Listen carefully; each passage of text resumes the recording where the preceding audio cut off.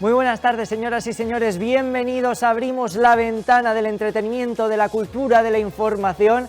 Abrimos la explanada, estamos de jueves, para nosotros con sabor a viernes, ya lo saben, mañana llegaremos en un formato resumido de todo lo que ha dado de sí estos 4 días de semana, pero antes, madre mía, qué programón tenemos preparado, un programa que les va a servir para saber lo que tienen que hacer el fin de semana, porque venimos con exposiciones y con planes por un tubo. De hecho, vamos a arrancar con el Archivo Municipal, que revive el Alicante del siglo XIX, con una exposición en la que se pueden ver y disfrutar las primeras fotografías panorámicas de la ciudad, de la capital de la provincia, datadas del 1858, que custodiaba la Biblioteca Nacional. La muestra incluye 65 fotografías, grabados, documentos, en los que se pueden ver las principales calles y plazas de la ciudad y cómo hemos cambiado.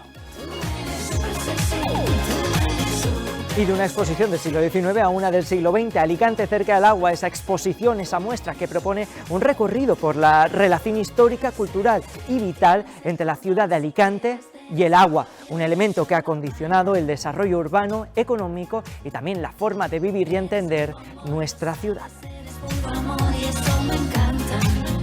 Y vamos con datos, porque para aquella gente que no lo sepa, la provincia de Alicante cuenta con 100.000 empresas activas, una cifra que consolida a la capital como un motor económico importante dentro de la Comunidad Valenciana, siendo la segunda provincia con más tejido empresarial, por detrás de Valencia y por delante de Castellón. Por ello, Mediterranean Future Innovation es una iniciativa más que importante. Lo organiza la Asociación Juvenil Alicante Emprende, que hoy estará con nosotros, y tratan de maridar a la perfección el emprendimiento con la inversión. Y más exposiciones, más muestras para que vean que nosotros hacemos recorrido por toda la comarca de Alacantí. Hoy paramos también en el municipio del Campello, que reviven a Rafael Altamira. Sí, lo han escuchado bien, lo reviven, eso sí, con la ayuda de la inteligencia artificial, para reivindicar su figura como un referente cultural y además para cerrar el año Altamira. Ya estamos a las puertas de San Valentín, también vamos a hablar de ello y también hemos salido a la calle para preguntarle a la gente cuánto inglés conocen. ¿Están preparados ustedes para ponerse a prueba? Hoy nos ponemos a prueba aquí en la explanada. También contamos cuentos, todo esto y mucho más a partir de ahora y en los próximos minutos. Humilde consejo del día, acompáñenos para no perderse nada. ¡Vámonos!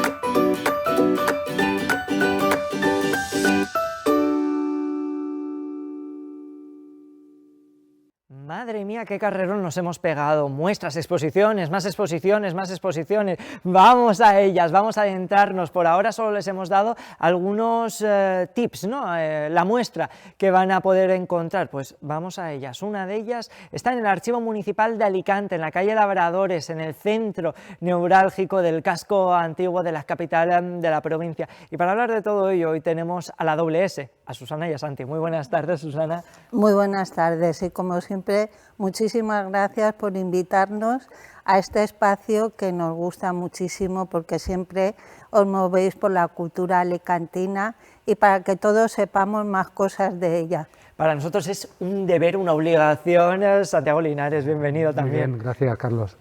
Vamos a darle caña a la cultura, vamos a darle difusión a esa maravillosa muestra, permitidnos que lo digamos, y no es por pelotearnos, es que es una auténtica realidad embarcarse, ¿no? en un viaje hacia el siglo XIX, el Alicante decimonónico. Lo hacéis a través de fotografías, 65 grabados, documentos, y entre ellos, y vamos a empezar por este punto de partida, 1858, la primera panorámica de Alicante.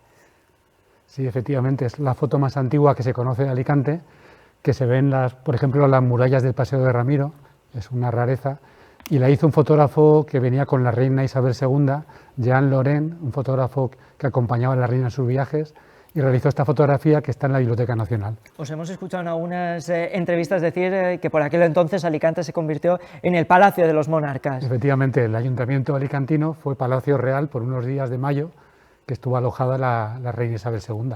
La reina Isabel II, que fue quien mandó, ¿no?, de alguna manera construir el Salón Azul y Sí, todo sí, lo sí, que ahora conocemos como el viejo ayuntamiento. Efectivamente, la ciudad invirtió mucho en esa visita, fue muy importante para Alicante. Se le hicieron muchas celebraciones, corridas de toros, teatro, bailes populares, fuegos artificiales, y la reina se fue encantada de Alicante. Se siguen manteniendo muchos documentos de este periodo, sobre todo de esta visita, en un momento, oye, pues que no teníamos redes sociales, estos del Twitter, el X, el TikTok y los Instagrams quedaban aún lejanos. Efectivamente, pero eran documentos textuales con los acuerdos del ayuntamiento, las facturas, todo lo que se hizo esos días para homenajear a la reina. Emilio Aracil, que es un conocido de esta casa, ayudado por el Archivo Municipal, ha dado vida a algunas imágenes que podemos encontrar en este archivo extenso que tiene Alicante. Ahí ya nos sorprendíamos y le preguntábamos, ¿tanto ha cambiado la ciudad? En vuestro caso, vosotros que tenéis el inmenso privilegio de poder hojear todos estos documentos, ¿ha cambiado mucho? Pues sí, ha cambiado bastante.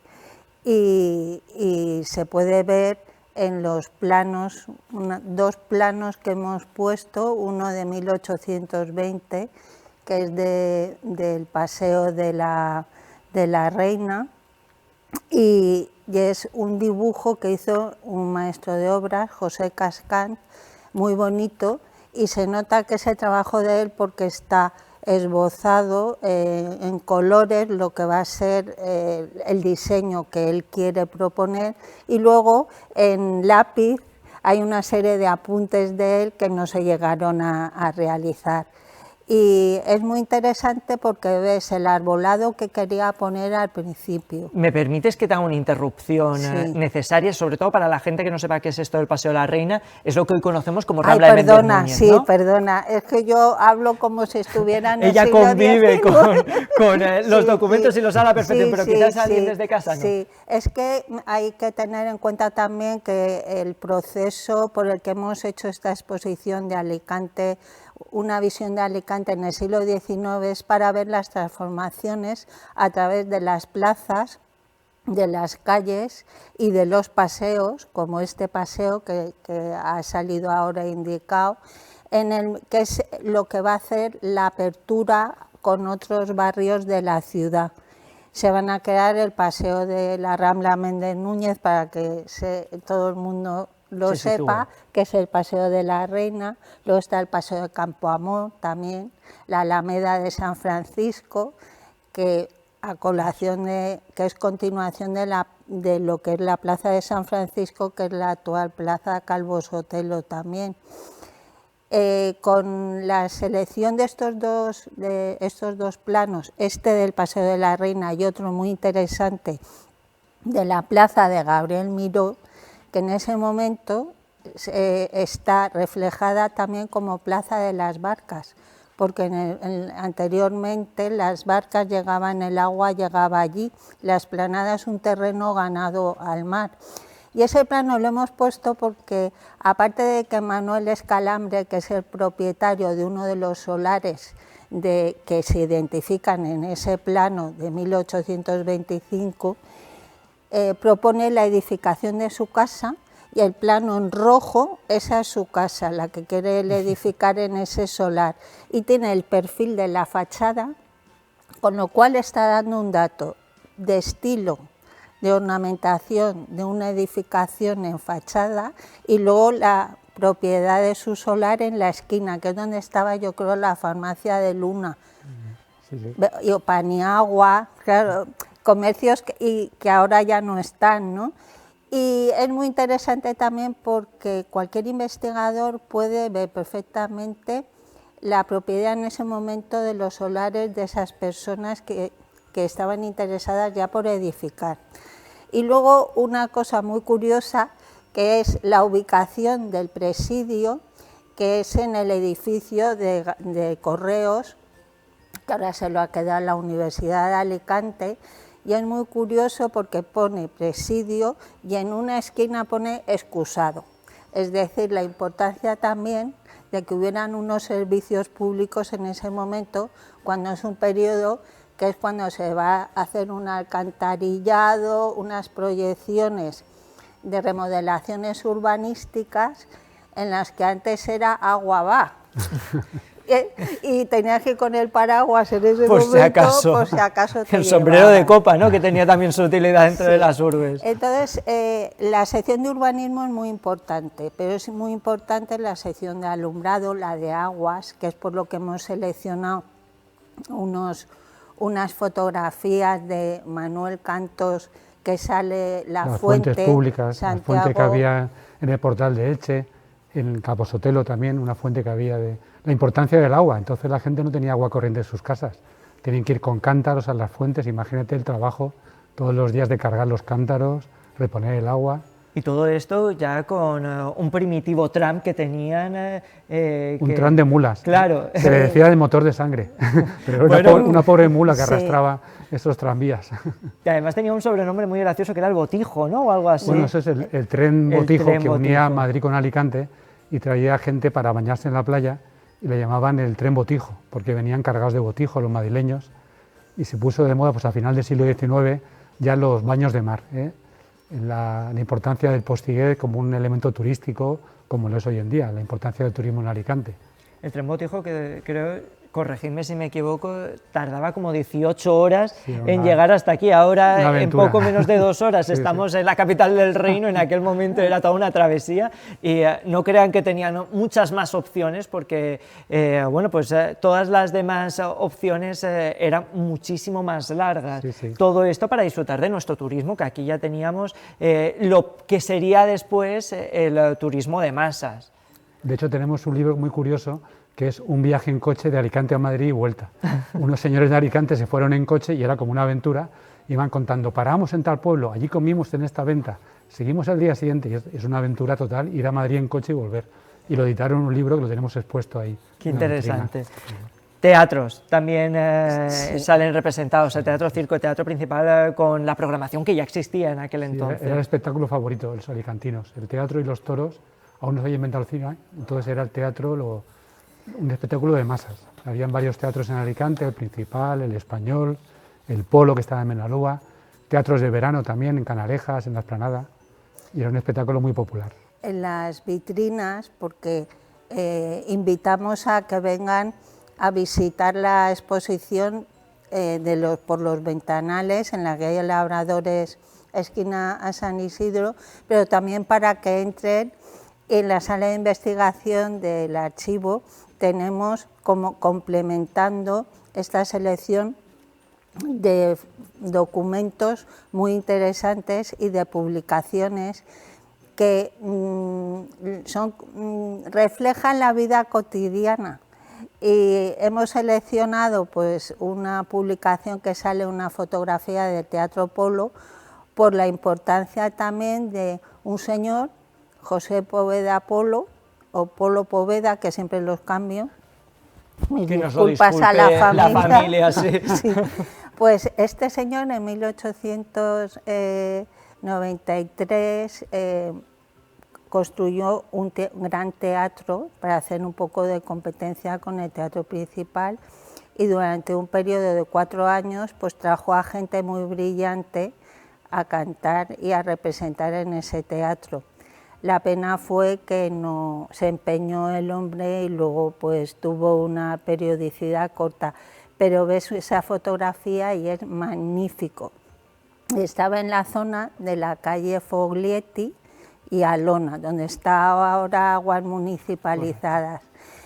Luego el Teatro Principal, hay un cartel tela precioso de 1848 creo que es, y ahí era una representación, De ópera, una ópera. Era de una ópera, imagínate. Qué O sea, interesante. piensa que es que en ese momento, pues la juerga, por decirlo así, con todos mis respetos, estaba en la calle y la gente salía donde había diversión, y la gente que era culta o no culta o con interés se iba al teatro, porque el gallinero ha existido siempre. Yo he hecho uso del gallinero en su momento y ahora lo sigo haciendo también.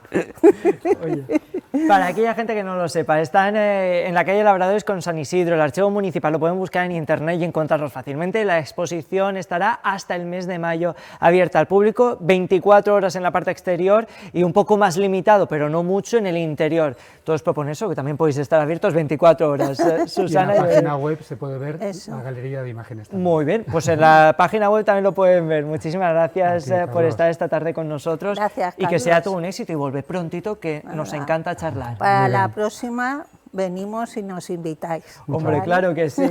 Y nosotros continuamos, seguimos. Les prometíamos exposiciones por partida triple. Pues aquí tienen la segunda. Vamos a hablar de Rafael Altamira, que ha revivido fake news por la inteligencia artificial.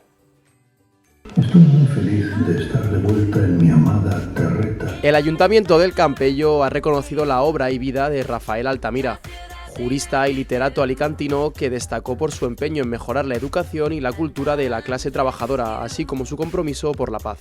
Es fundamental que todos nosotros, que todas las instituciones hoy representadas, el mundo académico, la sociedad civil, mantengamos vivo este compromiso de seguir dando a conocer y seguir reconociendo la obra de Altamira y su trayectoria, que no solo es admirable por su gran aportación intelectual, sino también por ser un ejemplo a seguir en valores y principios éticos, que no solo fueron decisivos en su tiempo, sino que siguen hoy más vivos que nunca y deben ser nuestra guía y referente para los que tenemos que seguir, las que tenemos que asumir responsabilidades públicas. La Casa de la Cultura del municipio ha inaugurado una exposición con 17 paneles que plasman la trayectoria humana y profesional de uno de los intelectuales más prolíficos de la provincia alicantina. El primer edil ha puesto en valor el trabajo de muchas personas para conseguir la repatriación de Altamira. Como saben, aquella repatriación fue muy difícil, tremendamente difícil, por muy diversas cuestiones. Y no hubiera sido posible sin la colaboración firme y decidida de muchas administraciones y muchas personas, no solo con el apoyo moral, institucional, sino también económico, lo que era determinante para que esta empresa llegara a buen término. Me refiero, como no, a la Generalitat Valenciana, a la Diputación Provincial de Alicante, que llegado el momento clave y definitivo hicieron frente a los gastos para conseguir lo que para el Campello ha sido y es un hito histórico, siempre de la mano de la familia Altamira. El historiador y humanista, quien murió en México, destacó por ser una pieza clave en la recuperación de las relaciones intelectuales perdidas con América después del 1898.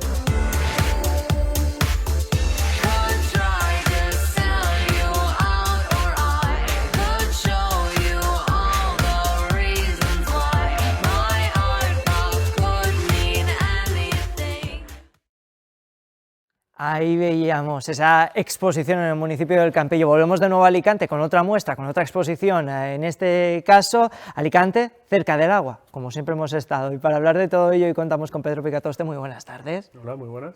Y Maguillo, muy buenas tardes. Buenas. Vamos a empezar a dar recaña, vamos a entender esto de Alicante cerca del agua. Les decíamos que hoy íbamos a hacer un viaje por el siglo XIX y por el siglo XX, pues toca poner el DeLorean hacia los 1900, porque llega esta exposición a Aguas de Alicante, lo hace mañana viernes, cuando abrirá sus puertas. Explícanos un poco de dónde emana esta muestra.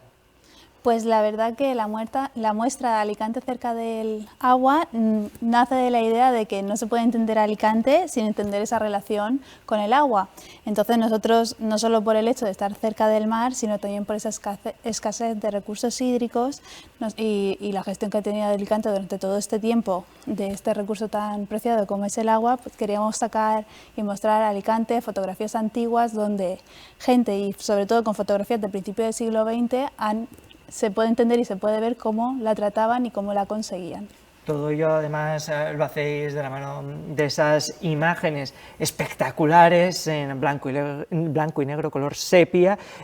Tú tienes aquí un instrumento, Antonio, que yo ya te voy a preguntar, porque tú eres el propietario, si no me equivoco, de esta muestra. A ver, yo soy Pedro. Ay, Pedro. Sí. Que le he llamado Antonio, claro. No pasa nada. Es que tengo un afán, esto paréntesis inciso, por hacerme cura y bautizar a todo el mundo que pasa por este sofá como si fuera la pila bautismal. Como estamos hablando de agua, me puedes bautizar todos los días. No es agua bendita, pero como si lo fuera, Pedro, ahora sí. Vale. Pues nada, yo es que hace 30 años, nosotros somos, bueno, yo tengo una empresa de comunicación hace muchos años, se llama Gente, conocida en Alicante después de tanto tiempo, y hace 30 años empecé a coleccionar fotografía estereoscópica en cristal. Esto es como empezó, bueno, como empezó no, pero como evolucionó la fotografía, que es un invento de mediados del siglo del siglo XIX, y a finales del siglo XIX y principios del XX empezó a hacerse en cristal. En cristal estereoscópico, porque se podía ver en 3 dimensiones. La fotografía es algo que ha ido a peor, digamos, ¿no?, en calidad. Y he traído un visor estereoscópico para que veas tú lo que los que nos están viendo lo podrán ver en la exposición, pero aquí lo puedes ver tú. Y la gente lo verá de este modo. Porque... Ahora os explicamos, pero vamos, en principio puedes mover esta pieza de aquí para enfocar y lo veas como en 3 dimensiones. Sí, se ve. Para aquella gente que no lo sepa, estamos viendo el paseo de la Explanada. Fíjense, estamos viendo de fondo el castillo y el puerto, un puerto que nada o poco tiene que ver con el de ahora, con un edificio, intuimos, en blanco y con una bandera ondeando. Intuimos también que será la bandera de España, con barcazas de madera. Oye, pues está muy chula. Si te lo pegas, verás en 3 dimensiones. Sí. Pero si es que parece que el hombre del sombrero te vaya a saludar. Bien, pues lo que está viendo el presentador es exactamente un cristal estereoscópico que tiene la misma foto con unos milímetros de diferencia entre uno y otro, y con el visor, el propio ojo, el propio cerebro, las junta y crea un espacio como una visión de profundidad. Estas son fotografías estereoscópicas.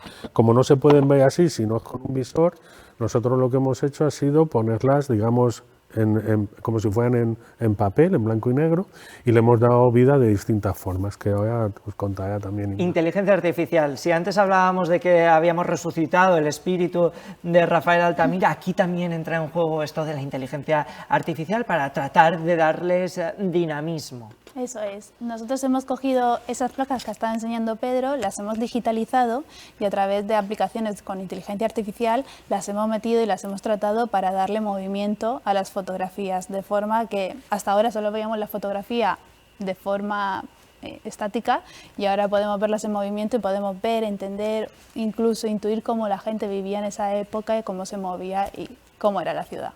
¿Cuáles creéis que van a sorprender más al público que vaya allí? Claro, estamos hablando de un Alicante que poco tiene que ver con el de la actualidad, un Alicante en blanco y negro, un Alicante que miraba mucho más al mar que ahora. Ahora miramos a la playa, pero no al mar. Bueno, yo creo que Alicante, yo soy muy alicantino y muy del Hércules, eso lo tengo que decir, antes que nada. Pero yo creo que Alicante es una ciudad que siempre ha mirado al mar. Y además es por su propia esencia. Y no ha mirado al mar porque le guste, que también. Ha mirado al mar por necesidad. Ha mirado al mar porque es una fuente de recursos alimenticios, de comercio, de riqueza. Alicante es, y ha sido en toda su historia, lo que ha sido su puerto. Ahora pues también lo que es el turismo, ¿no? Pero siempre ha estado mirando al mar. Esto también conlleva en una ciudad pues una expansión, digamos, en línea de costa, ¿no? Si nos fijamos, pues desde Muchavista hasta Urbanova, ¿no? La ciudad ha crecido del mar, digamos, en triángulo hacia adentro. Y es muy interesante ver esa evolución. Lo que más sorprende de las fotos antiguas es, más que la apertura al mar, es la propia ciudad. Una ciudad que parece como colonial, que parece no sé, casi no es africana, es muy como Argel. Somos Tetuán. Sí, somos un poco, en la zona del puerto, muy así. Orán. Y hay algunas fotos animadas por inteligencia artificial que son sorprendentes, pero también sorprende ver la inauguración del Mercado Central, animada, que es una foto inédita. También sorprende ver las bellezas de 1928, las primeras hogueras en una carroza y la carroza que se mueva, o ver unos pescadores en el puerto pasando con un yaúd. Esto es, para un alicantino, es impresionante. Ver que desde el puerto se veía perfectamente el castillo de San Fernando, que ahora los edificios lo tapan. Hay un montón de... A ver, para la gente que le guste y que llame Alicante, es impresionante, y para el turista es una novedad. Todo esto en los Pozos de Garrigós. A partir de mañana y en las próximas semanas podrán disfrutar de esta exposición, una exposición en la que tratan y nos quieren llevar cerca del mar, y lo hacen a través también de la poesía de Miguel Hernández. No podían haber elegido a otro autor que no fuera él para hablar de un elemento tan importante como el agua, y lo hacéis a través de un texto que sirve, ¿no?, de hilo conductor. Sí, es un poema de Miguel Hernández que se llama Cerca del agua te quiero llevar, y es lo que nos ha servido de inspiración para darle forma a toda esta exposición, y sirve un poco como hilo conductor y emociona para adentrarnos en una exposición con todo este tipo de fotografías. ¿Por qué debe ir la audiencia a visitar y a vivir esta exposición? Pues seguramente porque vaya a ver algo nuevo, se va a sorprender con las fotografías que tenemos de principio del siglo XX. Son fotografías, muchas de ellas inéditas, que Pedro ha estado recopilando durante más de 30 años. Muchas de ellas ven por primera vez la luz y seguro que les va a gustar. Por ejemplo, tenemos la propia explanada cuando todavía no existía este mosaico. Pues con esto nos vamos a quedar enamorados de Alicante. Pedro, gracias de verdad por estar esta tarde con nosotros. A vosotros. Muchísimas gracias. Gracias. Y a ustedes, por favor, que sigan, que nos acompañen. Y lo hacemos, ¿dónde? Haciendo parada ahora mismo en San Valentín, en el corazón de Alicante, donde en el mercado principal y en los comercios aledaños van a sortear muchas cosas. ¿Con motivo de qué? El Día de los Enamorados.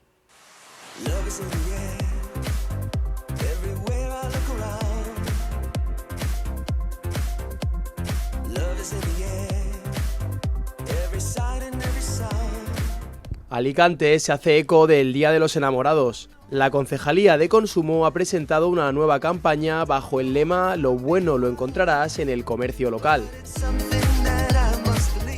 El Ayuntamiento de Alicante lanza esta nueva campaña por el Día de San Valentín. Una campaña que ha sido organizada junto con las asociaciones de comerciantes, de hostelería, de mercados y mercadillos de la ciudad, porque esta campaña, el objetivo que tiene fundamental y principal es seguir dinamizando y las compras en nuestro comercio de proximidad, en nuestro comercio local. Os invitamos a participar en esta campaña tan bonita por el Día de San Valentín y seguir colaborando y fomentando el comercio de nuestra ciudad.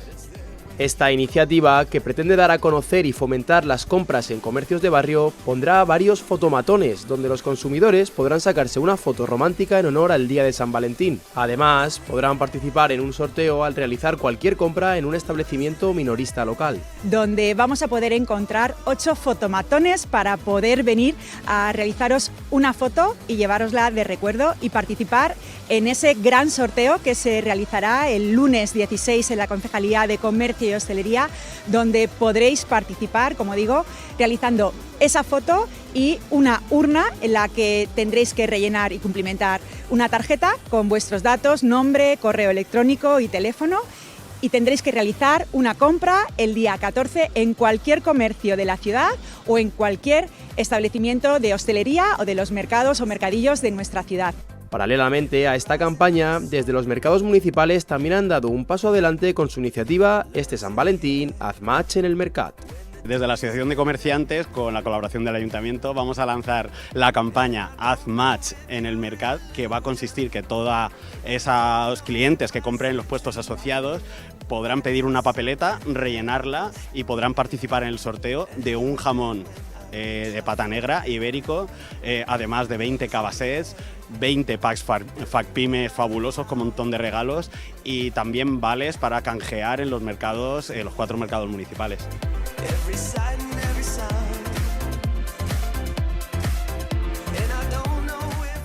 Dos cenas, un cabaset lleno de productos y otros muchos regalos. Estos serán los premios del sorteo de una campaña que pretende apoyar el comercio de proximidad y contribuir al fortalecimiento de este sector. Este San Valentín, lo bueno lo encontrarás en el comercio local.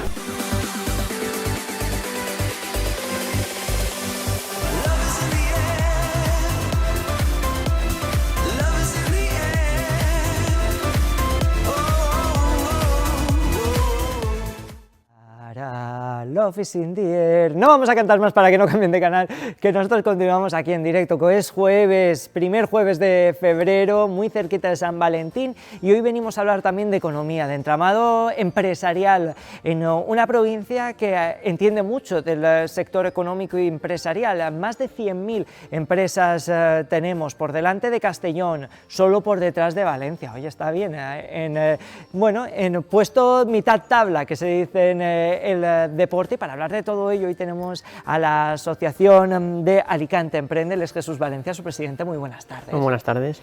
Vamos a hablar un poquito, ¿no?, de empresas, vamos a hablar del sector primario, secundario, terciario, del cual formáis parte y en qué momento estamos, cómo está el entramado empresarial.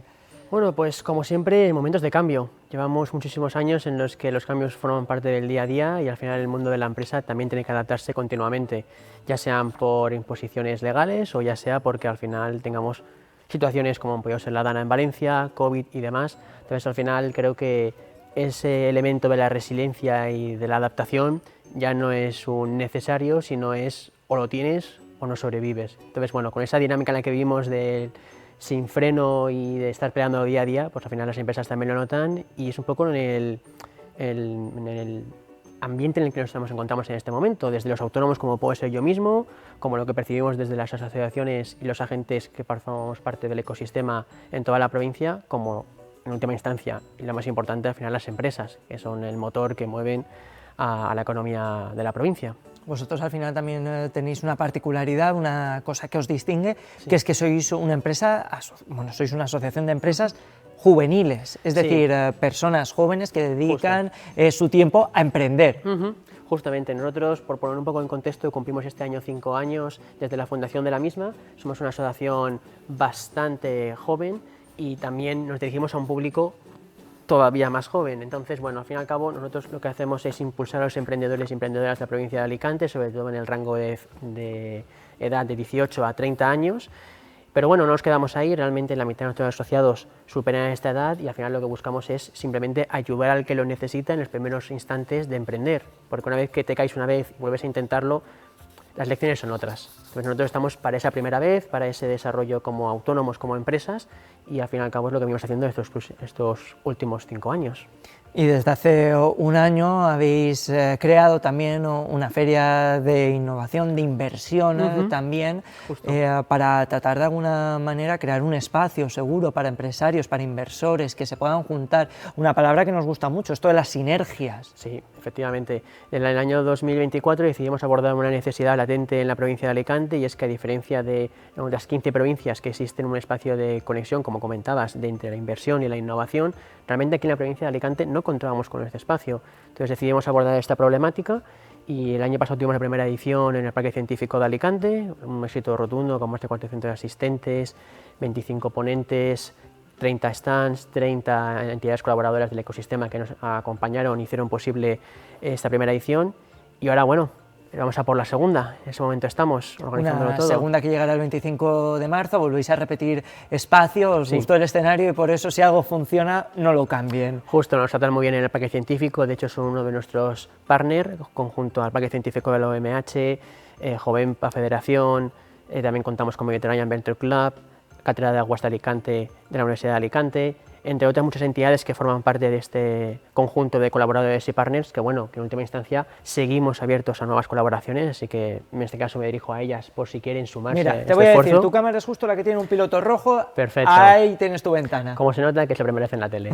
Nada, muchísimas gracias. Pues sí, efectivamente, como estaba comentando, estamos todavía en búsqueda de patrocinadores, en este caso como partner y colaboradores. A ellos pues nos hemos dirigido en estas últimas semanas y seguiremos haciéndolo hasta unas semanas antes de la celebración de la feria, que bueno, como decía, repetimos ubicación porque estábamos muy contentos, nos acogen estupendamente, son unas magníficas instalaciones en el Parque Científico de Alicante.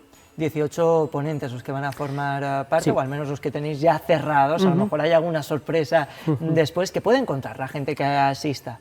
Pues a ver, al fin y al cabo, como decíamos, es un espacio para que al final el emprendedor, el que tiene ya una empresa constituida, sobre todo de base innovadora, al final este concepto de la startup, ya sea de reciente creación o que tenga 3, 4, 5 años desde que se constituyó, sin ningún tipo de problema, nosotros le invitamos a acudir a este espacio donde al final lo que busca es, por un lado, networking y sobre todo inversión. Al final nuestra función principal es atraer el inversor, ya sea Venture Capital, Business Angel, Family Office, cualquiera de estas diferentes fórmulas que puedan asistir a este espacio y que los inversores encuentren talento donde invertir y las startups, los emprendedores, las emprendedoras tengan un lugar donde poder encontrarse la financiación. Al fin y al cabo es el lugar donde se encuentran ambas y generan las sinergias, el networking, nuevos clientes, etcétera. El capital es clave, de hecho, en todo este proceso para tratar de que una empresa tenga un futuro. Completamente. Igualmente también esta feria, aunque nos dirigimos a estos dos perfiles principales, también tenemos una entrada disponible completamente gratuita, que es la de asistente, en el que cualquier persona a lo mejor se siente que todavía no está como para presentar su proyecto o simplemente quiere ir a conocer el ecosistema y escuchar alguna de las ponencias que tenemos disponibles este año, pues pueden acudir gratuitamente con la entrada de asistente. ¿Qué tipo de ponencias se Pues mira, encuentran este aquí? año tendremos 6 ponencias distintas. Las temáticas son inversión, salud y food tech, IA, deep learning y machine learning. También tendremos sobre economía circular y energía. Y luego, por última instancia, también hablaremos, en este caso, sobre financiación de la innovación. Porque al fin y al cabo damos espacio no solamente a temáticas de actualidad, sino también a otras oportunidades donde poder ser financiados por también entidades públicas, como puede ser CEDETI o la EOI, por ejemplo. Las startups que estén interesadas aún pueden sumarse a este proyecto. ¿Cómo pueden hacerlo? Pues en nuestra página web mediterraneanfi.com podéis encontrar, nada más entrar, justamente el mismo vídeo que estáis viendo de fondo, y también lo que viene a ser la información de las 3 entradas disponibles. La de expositor, que es para las startups que quieran tener un stand, la de asistente y la de inversor. El único criterio que hay que cumplir en el caso de los stands, hay una base de expositores, que son los criterios que hay que cumplir mínimos, simplemente para garantizar la calidad de los que están presentes. ¿Cuál es el feedback que recibisteis tras la primera edición? Imaginamos que bueno, porque volvéis con una segunda. Sí, la verdad es que estamos muy contentos porque la acogida fue espectacular, la universidad nos dio la enhorabuena y además nos ha incitado a volver a repetirlo tras el éxito de la primera. Somos una provincia en la que, curiosamente, ese tipo de eventos cuesta mucho ponerlos en marcha y cuando reciben esta acogida no puedes dejarlo que se escape. También, al fin y al cabo, las startups que estuvieron allí presentes nos transmitieron que habían podido conseguir nuevos clientes, nuevos proveedores, incluso establecer alguna primera conversación con algún inversor que luego ha llegado a buen puerto, ¿no? Eso ya nos encantaría poder facilitarlo más. Pero la verdad, al fin y al cabo, es que una recogida muy buena y también se ve en la acogida de nuevos partners y colaboradores que este año se van a sumar, que anunciaremos muy pronto, que también recuerdan de manera positiva lo que vivieron el año pasado. Este Mediterranean Future Innovation que llega a su segunda edición. Jesús Valencia, muchísimas gracias por estar esta tarde con nosotros, presidente de la Asociación Alicante Emprende. Muchísimas gracias a vosotros por invitarnos y espero veros allí. Ahí estaremos y nosotros continuamos, seguimos, ya ven, no paramos y lo hacemos aprendiendo inglés. Bueno, para algunos una asignatura o un pendiente. La Comunitat Valenciana está a la cola.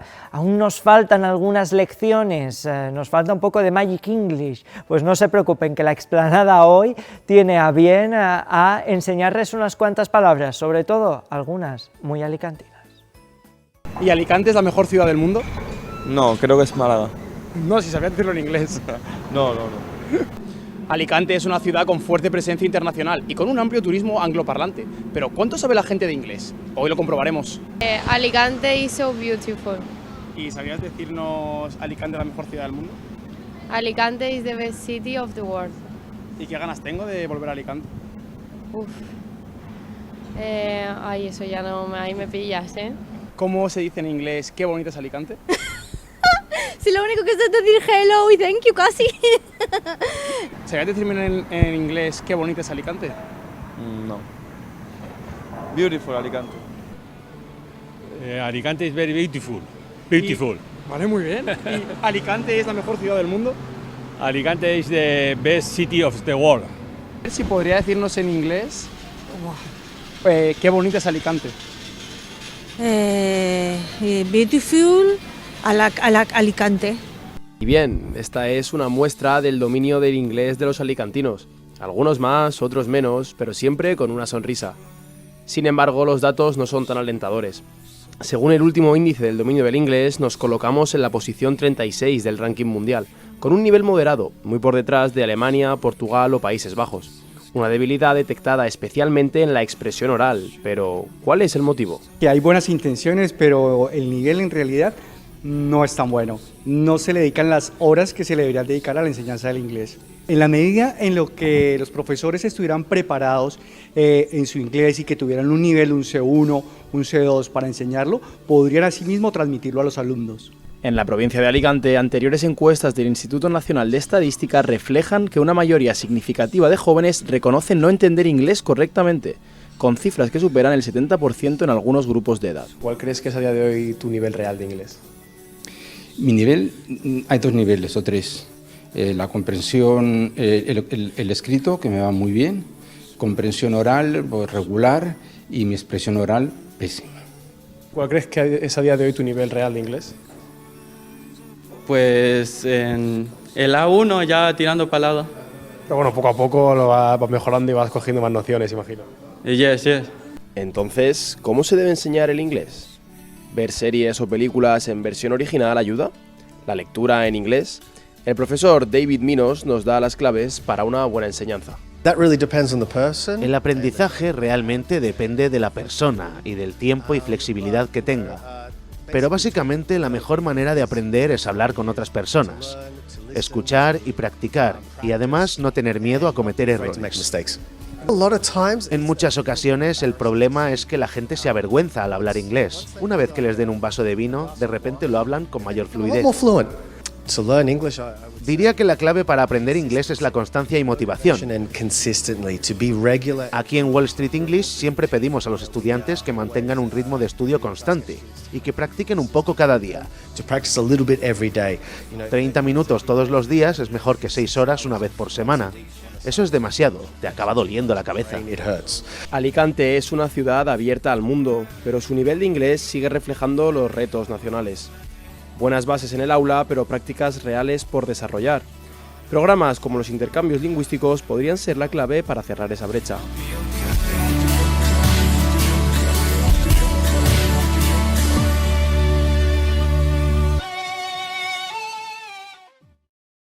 Ahora mismo debería sonar aquí en el plato de la Explanada eso de God Save the King, o mejor dicho, de Queen, porque hoy tenemos a una reina, la reina de los cuentos, es nuestra cuentista de cabecera y viene con 2 libros bajo el brazo. Muy buenas tardes, Raquel López. Buenas tardes, Carlos.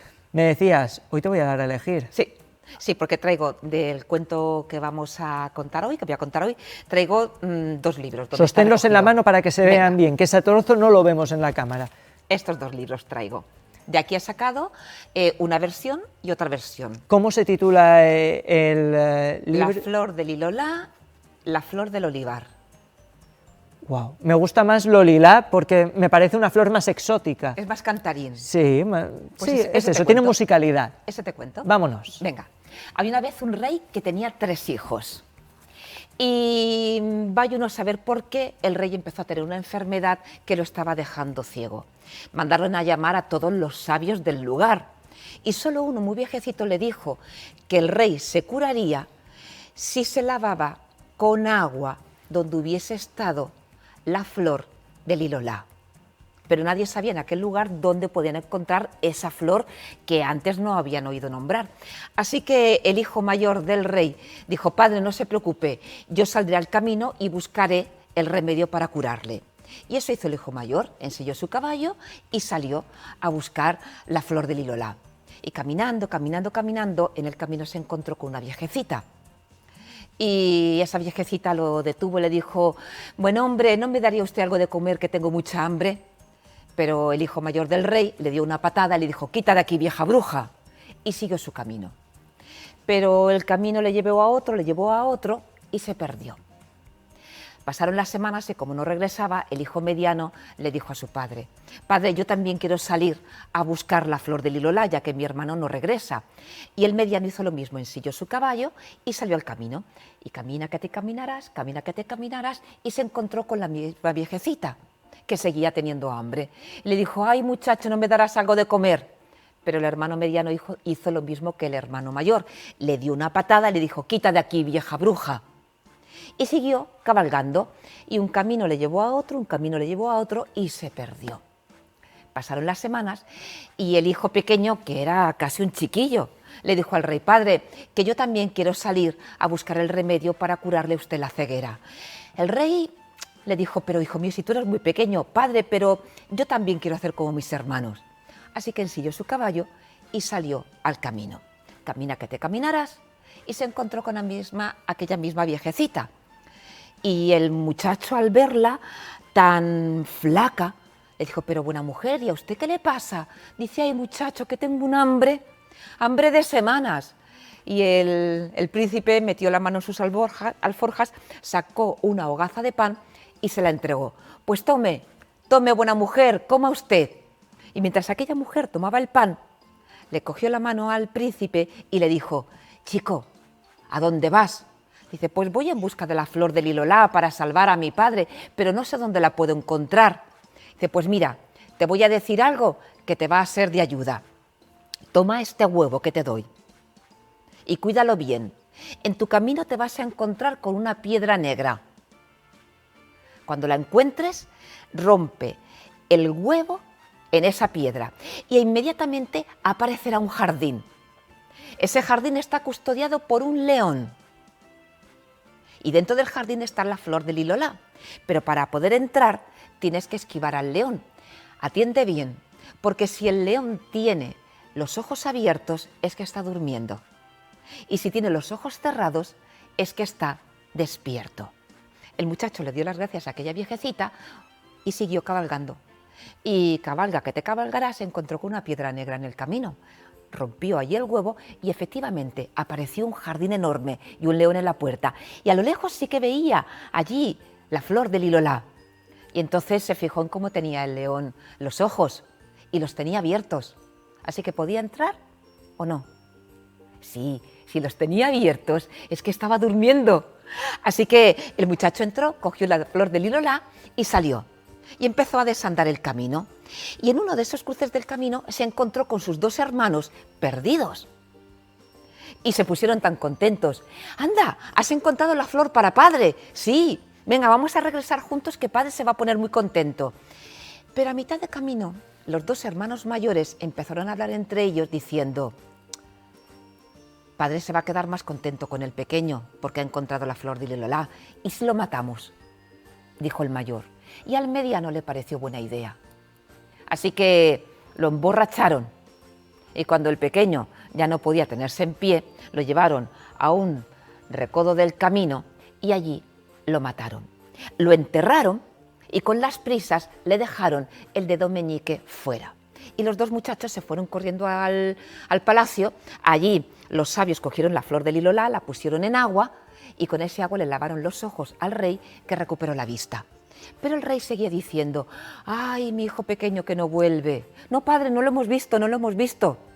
Pero debes de saber que allí en el camino donde lo habían enterrado, ese dedo índice que había quedado fuera, de ese dedo creció unas cañas. Y un pastor que pasó por allí, al ver aquellas cañas tan hermosas, dijo: uy, me voy a hacer una flauta. La cortó y se la llevó a la boca. Y la flauta empezó a cantar ella sola. Y decía: pastorcillo, no me toques, ni me dejes de tocar, que me han muerto mis hermanos por la flor del lilolá. Y el pastorcillo, cuando escuchó aquella canción que la tocaba la flauta sola, dijo: uy, voy a llevarla y voy a cantarla por todos los pueblos. Y cantando, cantando, ese sonido, esa canción, llegó también a los oídos del rey. Y el rey dijo: pues yo también la quiero escuchar. Y el pastorcillo se presentó delante del rey. Y le dijo: toca, pastorcillo. Y volvió a escucharse la canción.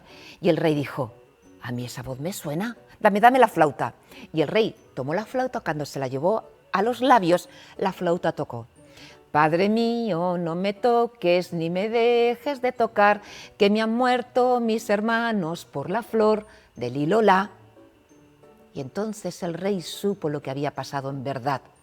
Y como todavía quedaba un poco de agua con la flor del lilolá, le preguntó a ese pastor que dónde había encontrado la caña. Y el rey fue allí. Desenterraron al príncipe y lo untaron con ese agua, que era milagrosa. Así que el muchacho resucitó. Y el rey decidió expulsar a sus hijos mayores del reino y que el pequeño fuese quien heredara todo su territorio. Y cuento contado, cuento terminado.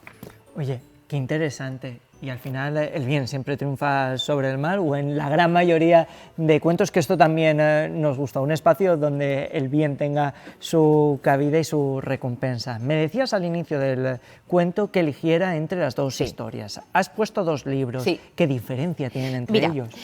Aquí se encuentran con una mujer. Que es Este es el que nos has contado. El que os he contado. Correcto. Es la versión que recoge Antonio Rodríguez Almodóvar en España. Y hay muchas versiones muy parecidas. Se encuentra con una mujer en el camino, una viejecita, y que el poderoso, el rico, enseguida la transforma en vieja bruja. Eso pasa en muchos cuentos, también en la actualidad. Y aquí se encuentra con una madre que tiene un hijo. Y es el hijo que es muy flaquito y que tiene hambre. En algunos libros es la Virgen y en otros pues es solo una madre. En algunas versiones lo que el pastorcillo hace no es una flauta de caña, sino que con el hueso se hace un silbato. Son otras variantes. Y también que el padre, cuando resucita al pequeño, hay veces que resucita y otras veces que lo llevan a enterrar a Camposanto.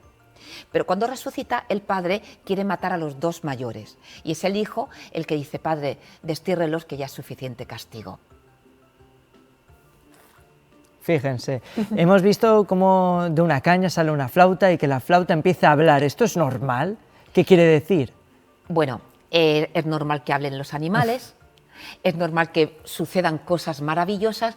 En este cuento en concreto es un elemento de la naturaleza, una caña o unos restos de la persona asesinada, quien a través de esta voz mágica cuenta la verdad para pedir justicia. Aquí veíamos al hermano pequeño conseguirlo gracias a su bondad y a los otros dos hermanos traicionarle, ¿no? Esa envidia que ya nos tenemos que remontar al Antiguo Testamento y que aparece y que en los cuentos permanece. Sí, sí, ten en cuenta que los cuentos tratan problemas universales. Y este no deja de serlo, como tú bien dices, ya lo recoge el Antiguo Testamento. Y son las disputas entre hermanos y cómo lo solucionan, porque lo que tenemos es la capacidad de decisión. Y este cuento nos muestra un ejemplo de qué hacer ante un problema. Hay otros cuentos donde los protagonistas eligen y toman otras decisiones. Y al final también la verdad, ¿no? Que abre camino, se abre camino y siempre sale como una vía. Es que esto es muy interesante porque vuelvo otra vez a que es la naturaleza o algo tan insignificante como una caña la que muestra, la que pones sobre la mesa cuál es la verdad y cómo desenmascara al asesino, al mentiroso, un elemento pequeño, igual que es el hermano pequeño, el que al final consigue ser el protagonista y el que vence. Un elemento de la naturaleza tan pequeño es el que narra los hechos y después son los otros protagonistas los que deciden esos hechos qué categoría tienen. Diferentes países, ¿no? Diferentes interpretaciones. Hablábamos de Colombia, si no me equivoco. Costa Rica. Costa Rica.